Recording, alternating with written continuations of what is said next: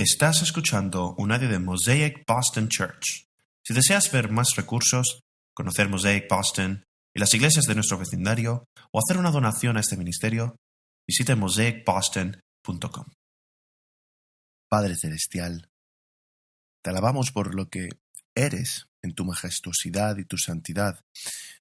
Te alabamos porque no eres un Dios lejano, sino que eres personal. Y Señor, somos débiles, humildes, seres pecadores, y sin embargo quieres tener una relación con nosotros. Y te alabamos porque somos como Abraham, receptores de tu palabra y de todo tu poder. Señor, te pido que llenes nuestras mentes de asombro y de gozo por lo que eres, y que nos inspire a confiar en mientras escuchamos de la predicación del día de hoy, Señor. Pero sabemos que solo tú puedes hacerlo vivo para nosotros en nuestros corazones, en nuestras mentes, y pedimos que el Espíritu Santo lo haga mientras profundizamos en tu palabra. Te pido que nos alientes y que nos alimentes el día de hoy. Te lo ruego en el nombre de Jesús. Amén.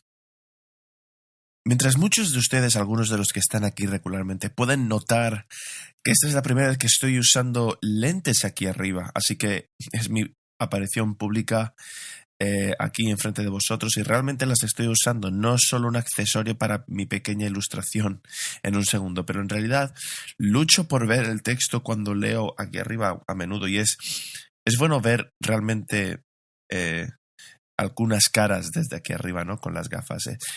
Es que tengo un ligero astigmatismo, ¿vale? Entonces, lo cual hace que mi visión sea débil. Entonces, hoy tengo que llevar estas gafas y soy el tipo de persona el día de hoy que tiene una buena visión. Puedo caminar, puedo funcionar sin gafas normalmente, pero cuando las llevo puestas me miro cosas, especialmente las flores de los árboles que están floreciendo ahora mismo, las flores de los jardines. Simplemente cuando las veía antes no sabían que estaban borrosas. De repente empecé a entender todo, ¿no? Y puedo ver detalles que no puedo ver, ¿no? Y estoy asombrado por eso, ¿no? Me asombra, me maravilla, ¿no? Que puedo ver ahora mejor. Y quiero saber más y a menudo esto es parte de mi adoración diaria también, ¿no? Simplemente pensando, wow, piensa en el Dios que hizo esto, pienso en el Dios que hizo todo esto. Y esta serie de Jesús y en el libro de Génesis es lo que estamos tratando de hacer. Estamos tratando de hacer muchas conexiones. Estamos en el primer libro de la Biblia y 2000 años antes de la vida de Cristo en la tierra, estamos aquí. Y te estamos llevando a través de Génesis, señalando, marcando capítulo tras capítulo todas las sombras, tipologías, símbolos que nos dirigen a Cristo. Incluso antes de la revelación especial de Dios para nosotros. Y no queremos, a veces escuchas al pastor Jan, al pastor Shane predicar y me asombran las conexiones fieles y legítimas que hacen. Estoy más impresionado con ellos que con la palabra misma a veces, ¿no? Y no queremos que vengas solo aquí y estés asombrado. No queremos que vengas simplemente diciendo, vaya, esto es impresionante. Queremos que te asombres de los versículos, de su relevancia, de su pureza, de su veracidad y que los mires con una reverencia diferente. Hay un famoso catecismo, un documento de la Iglesia, el Catecismo del Ministro del Oeste. La pregunta número 4 dice así: ¿cómo se ve que las Escrituras son palabras de Dios? ¿Cómo se ve? Y la respuesta a esta pregunta es: las Escrituras manifiestan ser la palabra de Dios por su majestuosidad y pureza, por el consentimiento de todas las partes y el alcance del conjunto que es dar toda la gloria a Dios por su luz y poder para convencer y convertir a los pecadores, para consolar y edificar a los creyentes para la salvación. Pero el Espíritu de Dios que da testimonio por y con las Escrituras en el corazón del hombre es el único capaz de persuadirlo plenamente de que son la misma palabra de Dios. Fin de la cita. Entonces es realmente poderoso leer una pieza de la Escritura, una parte de la Escritura, especialmente una parte del Nuevo Testamento para ver cuán relevante es para tu vida. Pero aún más poderoso es ver cuán relevante es en cuanto a toda la Escritura. que apunta a la historia redentora de que Dios creó al hombre a su imagen para caminar en perfecta relación con él como su hijo. Y como sus hijos e hijas, el hombre peca, el corazón, y aquí en el corazón de esta historia comienza, esta historia y todo comienza en el Génesis 3. La semilla de la mujer herirá la cabeza de la semilla de la serpiente, o la simiente, ¿vale? En vez de semilla. Y Dios nos da el comienzo de su historia de rescate. Y aquí, en las últimas 2 semanas, comenzamos con Génesis 12. La semilla se vuelve más clara. ¿A través de quién va a trabajar Dios? Abraham. ¿Y cómo le dice Dios a Abraham que va a trabajar a través de él? Le da su palabra sagrada. Así que estamos tratando de llevarlos al punto de asombro y admiración de este Dios santo que ha preservado esta palabra. 66 libros escritos por 40 autores durante aproximadamente 1500 años. Ha escrito esta historia para que conozcamos un camino de regreso a Dios a través de la fe en Jesucristo. Y es cuando vemos esta unidad, cuando vemos el consentimiento de todas las partes, la majestuosidad de la misma, la pureza, deberíamos asombrarnos del poder de Dios para usar al hombre para escribir estas escrituras y preservarlas más perfectamente que cualquier libro en la historia antigua. Y deberíamos asombrarnos de que Dios es un Dios personal y amoroso. Deberíamos asombrarnos de esta serie. Y cuando te asombras, ves que la Biblia no es solo un libro. Es Dios mismo hablándonos. Mucha gente dice, si yo fuera como Abraham y Dios me hablara de forma audible, como lo hizo en el capítulo 12 cuando le dijo por primera vez que se fuera, si Dios se me apareciera como Abraham, entonces yo sería un cristiano, entonces caminaría más fielmente, hombre. Pero no. No, queremos mostrarte que no es así. Las escrituras mismas se revelan como la misma palabra de Dios. Debemos acercarnos a ellas con tal reverencia y con tal temor. Y no fluctuar entre la crítica y el escepticismo, y sopesarla con los caprichos y pensamientos del mundo. Y solo queremos inspirarte a esto. Y cuando hablamos de estas cosas nos estamos comprometiendo con lo que el mismo Abraham tuvo que lidiar también, ¿vale? O sea, Abraham recibió una palabra especial de Dios y tuvo que decidir, ¿voy a confiar en ella? En Génesis 12 Dios le dice, disculpa. El Señor le dijo a Abraham, vete de tu país y de tu familia y de la casa de tu padre a la tierra que yo te mostraré. Y haré de ti una gran nación y te bendeciré y te engrandeceré para que seas una gran bendición para todas las familias de la tierra. Al que te deshonre lo maldeciré y bendeciré a los que te bendigan. Conocemos esto. Dios se dirige a Abraham con gracia. No hay nada especial en él comparado con cualquier otro hombre. Y le da su palabra. Y la historia que estamos siguiendo hoy es la siguiente. ¿Cómo va a salvar Dios a la humanidad? A traer la paz entre él y la humanidad a través de este hombre. Hay partes realmente emocionantes. Él va de inmediato y va a la tierra prometida, viaja cientos de miles de millas de kilómetros y luego llegamos al capítulo 12. Y luego en el capítulo 13 y al final del capítulo 12 baja a Egipto cuando se enfrenta por primera vez a estas dificultades. Pero en el último capítulo lo vemos, se arrepiente de ir a Egipto, de no confiar en que Dios lo bendiga. Se arrepiente de haber vendido a su mujer a Faraón, de haberla alquilado, usado y de haberse beneficiado de ello. Y ahora vemos a Abraham confiando en la palabra de Dios. Así que hoy hablamos de Abraham y de su apogeo, en su momento de máxima fe. Él fluctúa y el consuelo en esto es que todos nosotros lo hacemos también. Eso nos señala la gracia de Dios hacia nosotros, hermanos, y de nuestros pecados, pero Abraham también aquí fluctúa. Estamos en un momento álgido y miramos la historia de hoy, que la tenemos en Génesis 14, y nos da un patrón de cómo es la fe activa. Cuando tenemos la plena confianza en quién es Dios y en la veracidad de su palabra, ¿cómo deberíamos de actuar? deberíamos de actuar así. Tenemos a Abraham, él, y tirando de fuerza, y eso es bueno para mucha gente. O sea, hago los seminarios de bautismo. Por la gracia de Dios, tenemos nuevos cristianos que vienen a Mosaic, constantemente preguntan, soy cristiano, ¿y ahora qué hago? ¿Qué hago? ¿Ahora qué? ¿Cómo me relaciono con el mundo? ¿Cómo me relaciono con mis amigos no creyentes y mis amigos creyentes y mi familia? ¿Cómo aplico la palabra de Dios en mi vida? ¿Cómo puedo servir de manera significativa? Aquí tenemos preguntas. Y si muchos de ustedes que son creyentes experimentados están luchando constantemente con esto, en esta nueva etapa de la vida, ¿cómo lo hago, no? O siento que Dios me está llamando a esto, pero estoy agotado, me estoy muriendo, estoy cansado. ¿Cómo sé si estoy en la voluntad de Dios para mi vida en este momento? ¿Dónde invierto las escrituras de orientación sobre cómo los cristianos deben pasar su tiempo cuando se convierten y cuando transforman su fe en acción? Hoy vamos a hablar de Abraham y vamos a aprender lecciones de cuando él estaba en un punto alto de su fe. Vamos a aprender que la fe lleva a la acción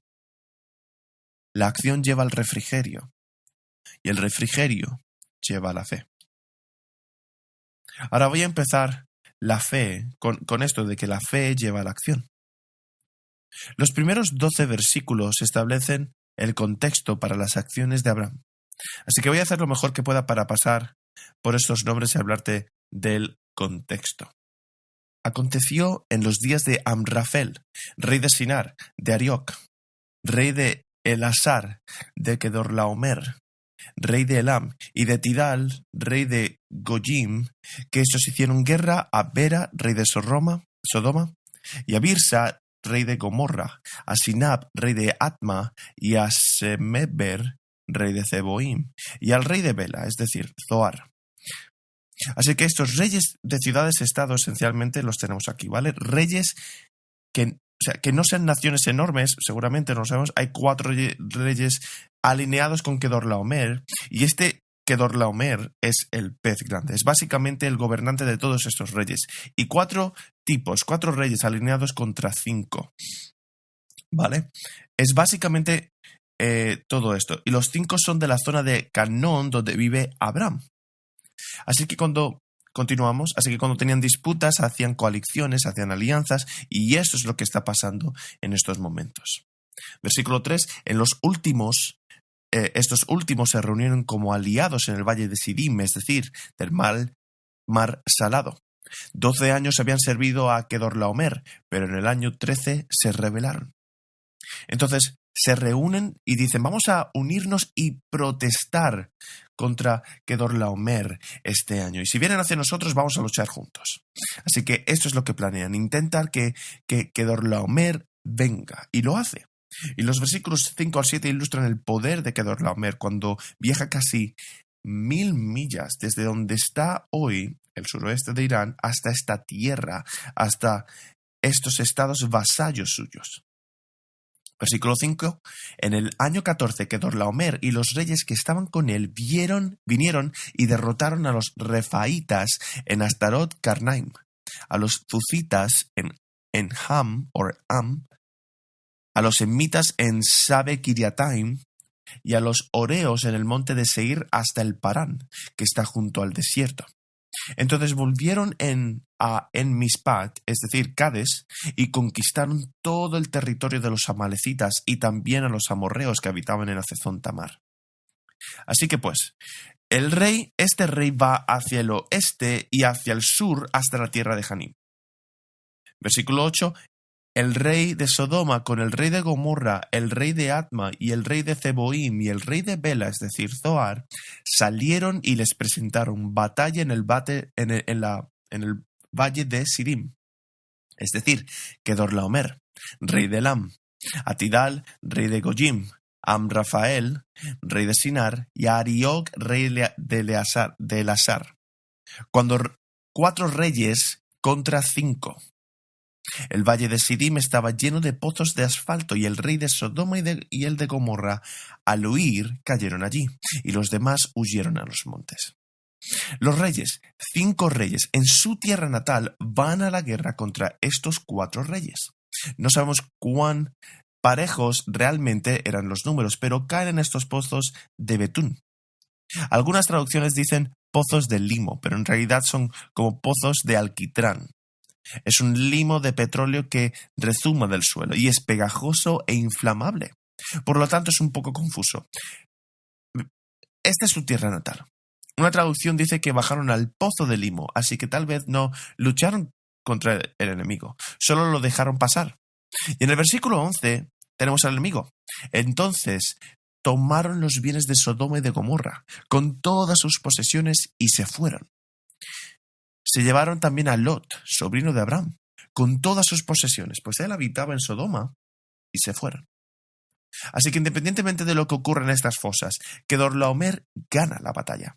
El punto a destacar es que también se llevaron a Lot, el sobrino de Abraham. ¿Recuerdas? Abraham no tiene un hijo, tiene a este sobrino en este momento, y es un cabeza de chorlito.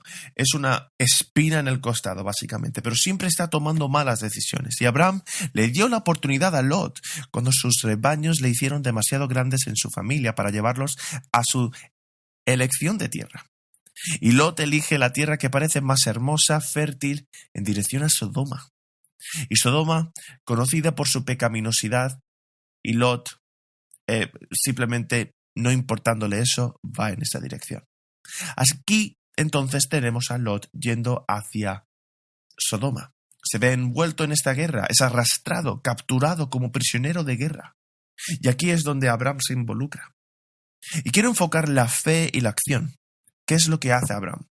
Versículo 13, uno de los que escaparon vino y se hizo saber a Abraham en hebreo que habitaba en el encinar de Mamre el amorreo, hermano de Escol y hermano de Aner. Estos eran aliados de Abraham. Al oír Abraham que su sobrino había sido cautivo, movilizó a sus hombres adiestrados nacidos de su casa, 318 en total, y salió de su persecución hasta Dan. Por la noche, él con sus siervos organizó sus fuerzas contra ellos y los derrotaron, y los persiguió hasta Oba, que está al norte de Damasco, y recobró todos sus bienes, también a su sobrino Lot con sus posesiones, y también a las mujeres y a la demás gente.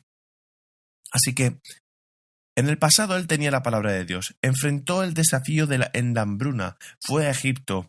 Esta vez tiene la palabra de Dios, Abraham, ¿vale? ¿Y qué dice la palabra de Dios en el capítulo 12? Dios va a maldecir a los que le maldicen, y él lo sabe. Ahora está en una fase en la que confía en la palabra de Dios. Él confía en que se hará realidad esta realidad física. Y toma 318 hombres. Aparentemente él mismo había una nómada esencialmente. O sea, tenían una gran casa. Eran nómadas. 318 hombres de guerra. E inmediatamente van a la guerra. Dios les da una victoria increíble. Toda la preparación fue para decir, mira esta oposición que se dirige hacia Abraham. Este es un enemigo insuperable, una gran fuerza. Pero Abraham toma 318 hombres y los vence. Claramente, esto es la palabra de Dios reinando en la vida de Abraham y Abraham confiando en ella. Así que puede que haya tropezado en Egipto, pero ahora está tomando la palabra de Dios como valor nominal y solamente la fe que tiene. Recuerda que tiene 75 años. No sé si conoces a algún anciano de 75 años dispuesto a montar un camello en medio de la noche para ir a perseguir a un ejército. Pero eso es el siguiente nivel, vamos. Mi padre, que tiene 60, se montó en un andamio encima de una mesa de picnic la semana pasada para arreglar el techo de su cobertizo. Y pensé que eso era duro. Para el pobre, vamos. Abraham, que es un hombre con fe, a esa edad es un hombre de otro nivel, vamos. Deberíamos mirarlo con asombro en esta historia.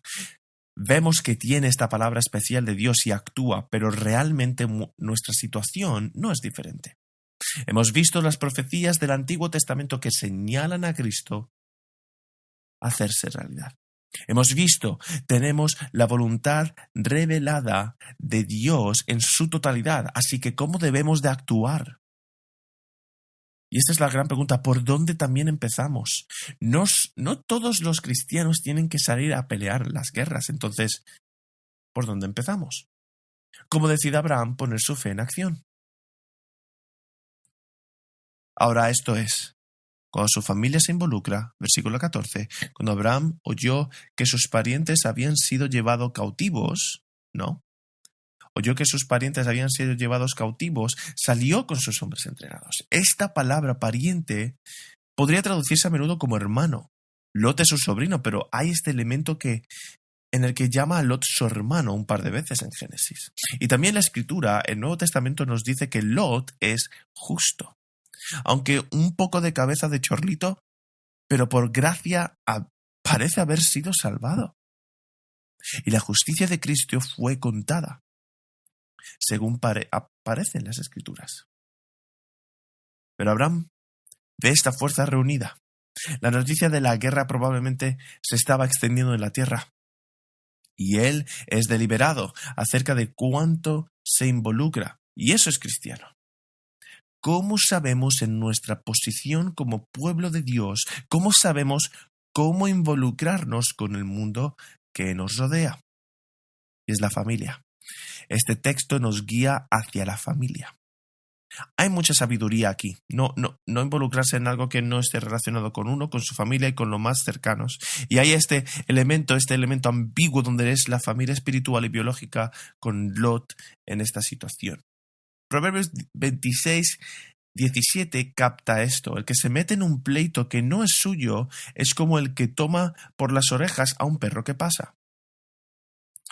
Ese es el último versículo de Brookline, Massachusetts. Tal vez la palabra hebrea para el perro es bebé, piel de bebé. Pero como cristianos sabemos no inmiscuirnos en los asuntos y las cuestiones que no nos afectan. Nuestra familia, nuestros seres queridos cercanos. ¿Pueden todos los presentes decir que no se meten en sus publicaciones en las redes sociales solo para agitar la olla? No lo creo. Muchos cristianos van buscando guerras, van en busca de actividad, se ocupan con conferencias, con estudios sobre temas que no les son cercanos a costa de tratar asuntos que les son próximos. Entonces Abraham aquí está en una causa justa. Se trata de su familiar. Por lo tanto, él está actuando naturalmente y va a salvar a su miembro de la familia. Y mucha gente... esto es difícil. En realidad, involucrar a la familia es realmente difícil. Preferiríamos muchas veces no tocar los puntos dolorosos o hurgar en los moretones porque puede abrir toda una plétora de desafíos. Pero este es el elemento. Este es el elemento. Por eso tenemos que discernir en qué nos involucramos. Abraham va a rescatar a sus parientes, se involucra en una larga caminata hacia el norte, probablemente un par de cientos de millas. Los captura y gana la batalla. Consigue la antigua prisión, consigue a Lot, a los prisioneros, y consigue las antiguas el botín de guerra. Y ahora tiene la responsabilidad añadida de administrar todo eso, todo este bien, de una manera que glorifique a Dios. Así que como cristianos, cuando empezamos con la familia, las Escrituras dicen que amemos a Dios. Cristo dice que amemos a Dios, que amemos al prójimo. Y hay un elemento en el que nos centramos en estar bien con Dios. Nos levantamos todos los días y reconocemos a Dios, damos gracias a Dios por ser bondadoso conmigo y con mi pecado, y arreglamos esa relación vertical para que en un nivel horizontal podamos bendecir, podamos amar y amar verdaderamente a las personas más cercanas a nosotros. Y hay ese elemento que es cercano, que es vecinal, biológicamente incluso. La gente se acerca físicamente, relacionalmente, y eso es simplemente contraintuitivo para nuestra sociedad en este momento. Hay una expectativa de que tenemos que involucrarnos en los problemas. Si algo sucede en medio de Arkansas, se espera que hagamos un post. Se espera que demos una declaración. Se espera que nos preocupemos, que mostremos nuestra sencillez, nuestra empatía por aquellos que se enfrentan a la injusticia. Y por supuesto, odiamos la injusticia. Dios define eso para nosotros. Él nos da la verdad absoluta para proporcionar una base para llamar a algo así. Pero no podemos ocuparnos nosotros mismos. Tenemos que ser exigentes y dejar un margen para la forma en que gastamos nuestro tiempo. Este es el enfoque moderno. Este enfoque moderno de estar involucrado con cada tema, haciendo una declaración, esto es lo que tengo que pensar, o sea, es abrumador. Y nos perdemos justamente la prueba de que Dios pone ante nosotros, particularmente con los miembros de nuestra familia, esto. Y entonces, ¿quiénes son los miembros de la familia? Es tu iglesia. Es tu familia biológica. Es Mosaic, tu iglesia, la iglesia, tu grupo comunitario. ¿Cuántas veces en la semana pasada o esta semana pasas tiempo pensando en los grandes temas de la sociedad cuando sabes que un hermano o hermana en Cristo dijo en el tiempo de oración que está luchando esta semana? ¿Cuánto tiempo pasaste pensando en tu hermano y menos en lo que la sociedad está batallando ahora? Pues bien, imagina una comunidad, una iglesia, imagina cómo podemos realmente ser sal, luz, una ciudad en una colina, en un monte, centrada en la gente que nos rodea. Y este tipo de iglesia, este tipo de mentalidad familiar, mucha gente piensa que en el Antiguo Testamento era Israel. Vengan a ver esa nación justa con la ley de Dios. Y luego Jesús nos da la gran comisión, vayan y hagan discípulos de todas las naciones en el nuevo mandamiento que nos da. Sí, queremos hacer discípulos, pero siempre están atados a una iglesia local bajo el cuidado y la responsabilidad de una iglesia local.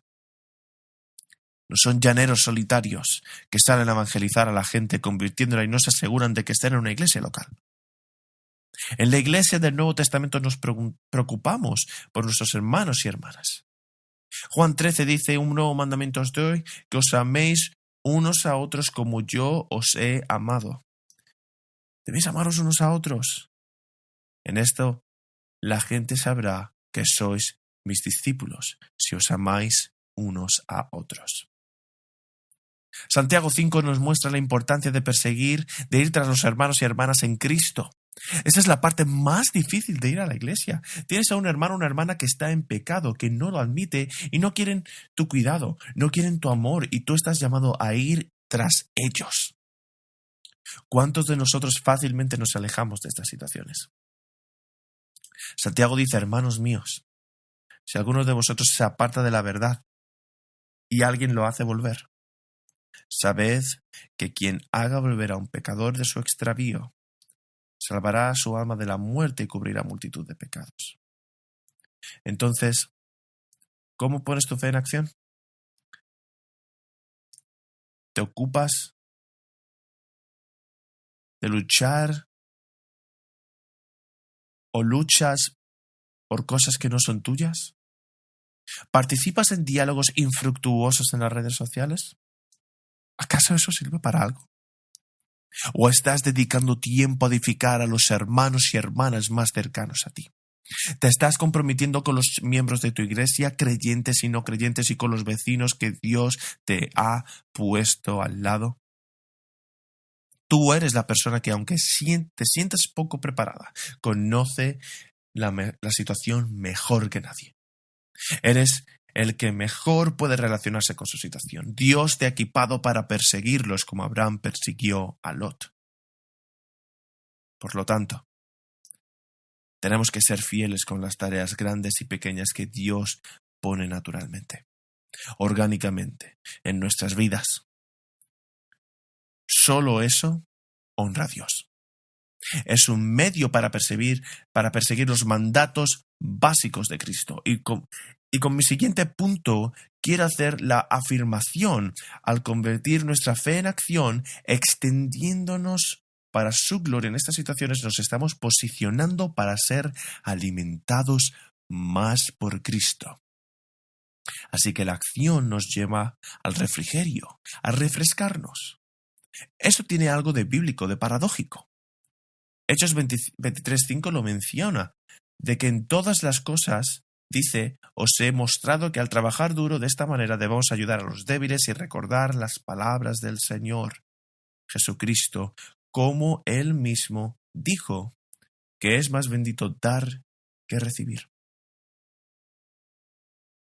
No tenemos un tanque donde servimos y nuestro tanque se vacía. Hay algo diferente en que podemos servir y todavía tener el tanque lleno. Muchos cristianos no creen esto.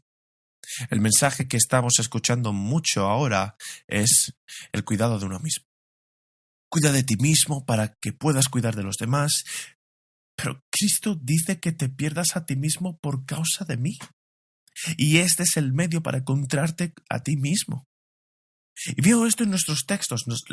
Nos estiramos, nuestra fe es como un músculo. Los calentamos, los extendemos, los contraemos. Igual que cuando estiramos y contraemos un músculo. Cuanto más lo hacemos, más lo disfrutamos. Nos gusta ese ardor, nos gusta el beneficio que ganamos y obtenemos. Somos capaces de hacer más actividad. Así es la fe. En el versículo 17 de nuestro pasaje, después del regreso de Abraham de la derrota de Kedorlaomer y los tipos que estaban con él, el rey de Sodoma salió a recibirlo en el valle de Salem, el valle del rey. Y Melquisedec, rey de Salem, sacó pan y vino. Era el sacerdote del Dios Altísimo y le bendijo y dijo, bendito sea Abraham por el Dios Altísimo, poseedor del cielo y de la tierra, y bendito sea el Dios Altísimo que ha entregado a sus enemigos en tu mano. Así que Melquisedec, podríamos pasar semanas hablando de verdad de esta persona. El nombre de Melquisedec significa rey de justicia. Su nombre también significa rey de Salem. Probablemente rey de lo que entonces era Jerusalén, rey de paz. Él sirve el pan y el vino y bendice a Abraham, bendice a Dios. Él es esto, pero sale de la nada. De la Escritura nos lleva a creer que desde Noé, todo el hombre, cuando Dios borró al hombre de la tierra con el diluvio, tenemos esta impresión de que no hay muchos verdaderos adoradores de Dios. Sin embargo, surge este Melquisedec. Hay mucho debate sobre si es el mismo Cristo, una cristofanía, es decir, un tipo de Cristo. Se puede de verdad hablar de Melquisedec eternamente. Pero en lo que quiero centrarme es cómo es un tipo de Cristo, en el sentido de que Cristo, como nuestro sumo sacerdote, se encuentra con nosotros y nos cuida y nos envía su Espíritu en momentos de necesidad cuando nos esforzamos por él. Entonces, ¿qué hace Melquisedec? Se encuentra con Abraham después de que éste contendiera con la fe, contendiera con la justicia al perseguir a su sobrino capturado de este rey malvado. Melquisedec provee refrigerio. ¿Por qué? 1. Porque sabe que Abraham está cansado y agotado de seguir con esta tarea.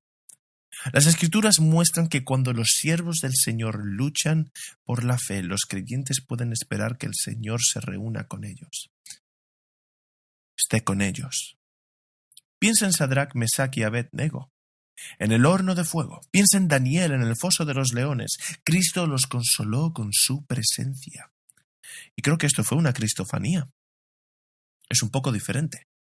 Charles Spurgeon dijo una vez sobre el encuentro de Cristo con nosotros. Como en la construcción de Jerusalén en los tiempos sin problemas, refiriéndose a Nehemías, tenían la espada en una mano y la pala en la otra.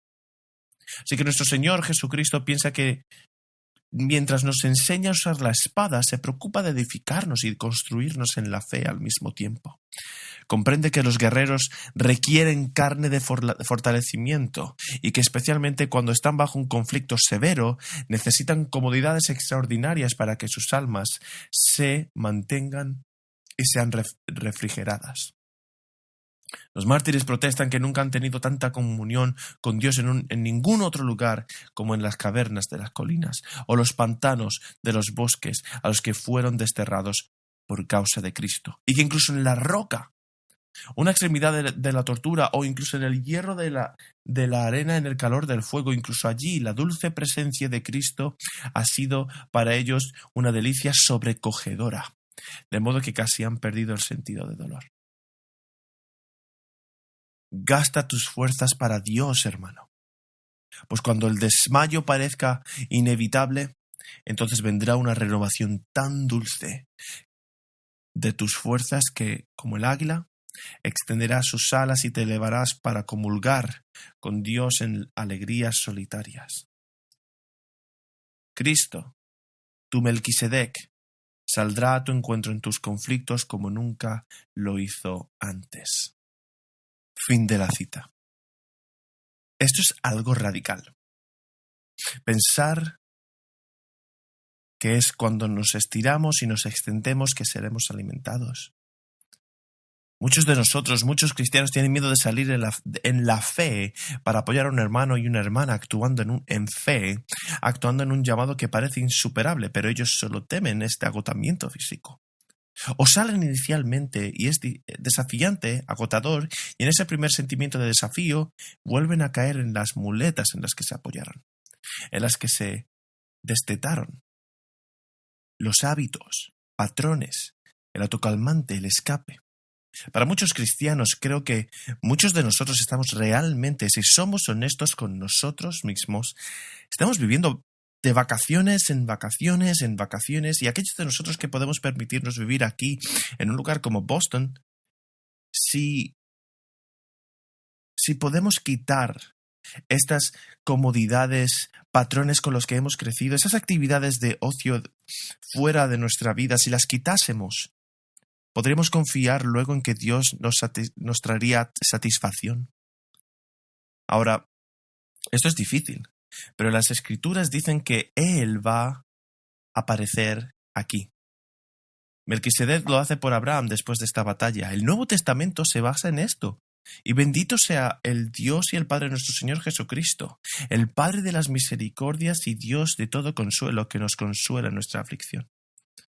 Es más correcto teológicamente no decir, y no quiero que nadie piense que Cristo va a seguir apareciendo en su vida físicamente, pero el Espíritu Santo, en Juan 14:26, el Consolador, el Espíritu Santo, el Padre enviará en mi nombre, os enseñará todas las cosas y os recordará todo lo que os he dicho.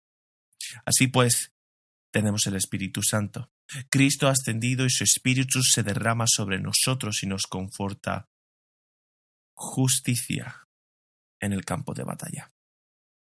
Y además no es solo un consuelo, no es solo un tierno amor tranquilizador, a veces es un golpe duro, es una fuerza, es una fijación, una recalibración que la presencia de Cristo nos ofrece.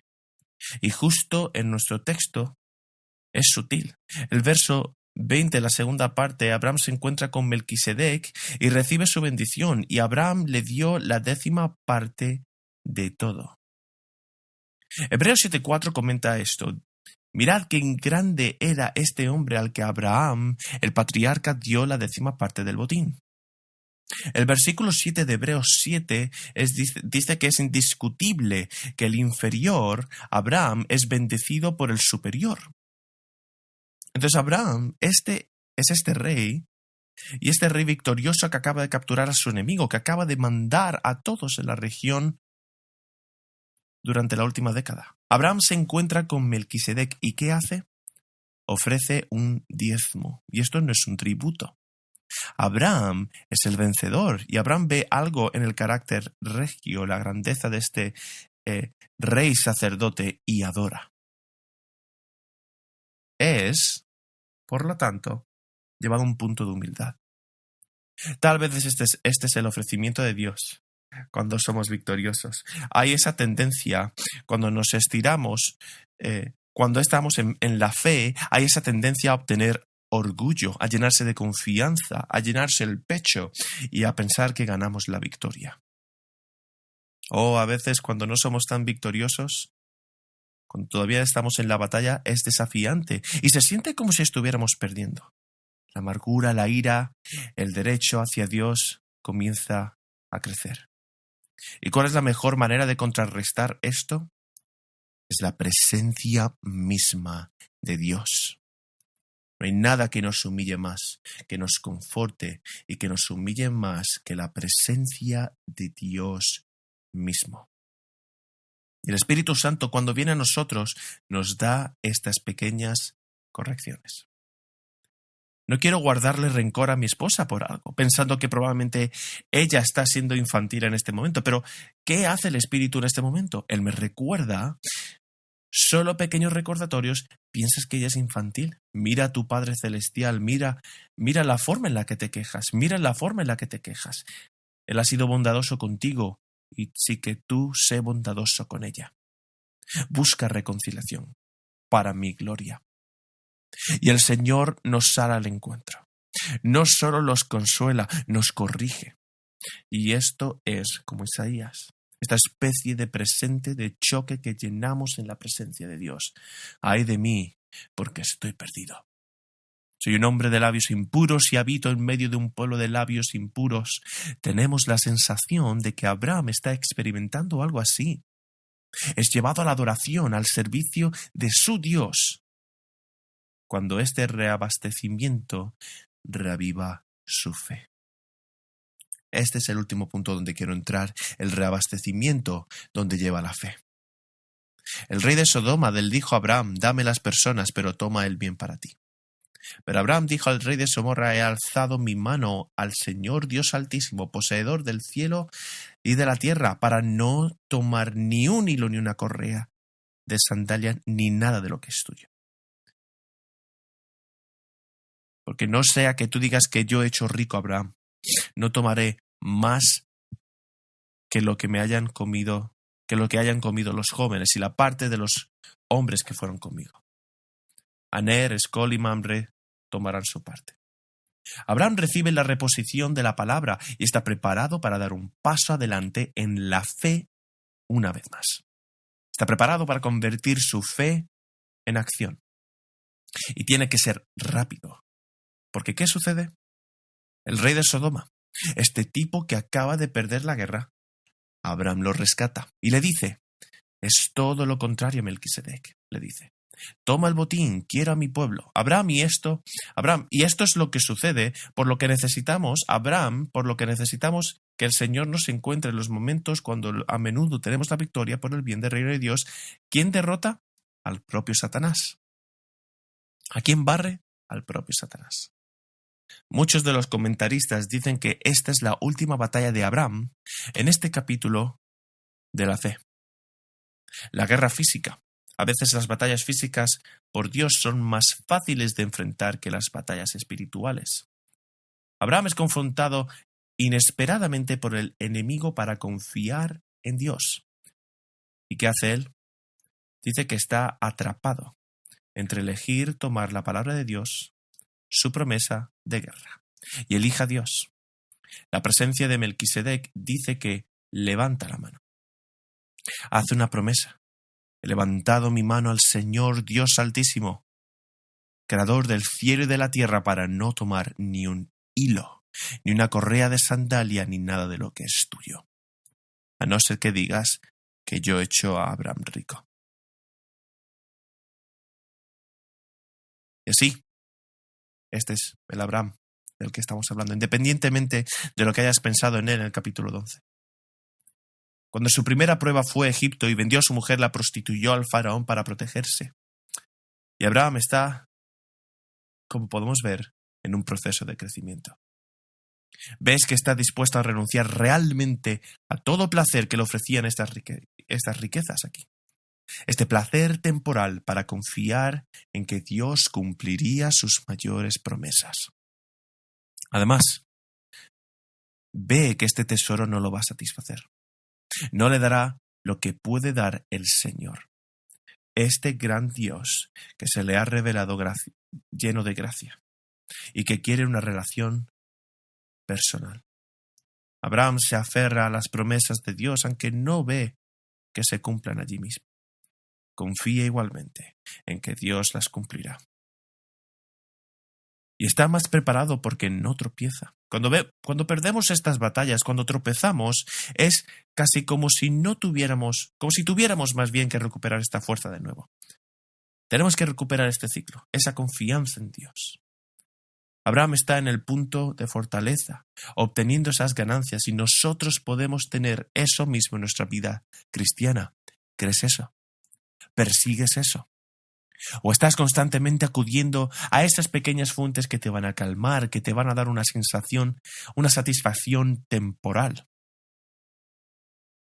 Abraham, sin embargo, pone su confianza y su satisfacción en Dios mismo y en última instancia a las Escrituras, la cual os dicen donde encuentra la eternidad.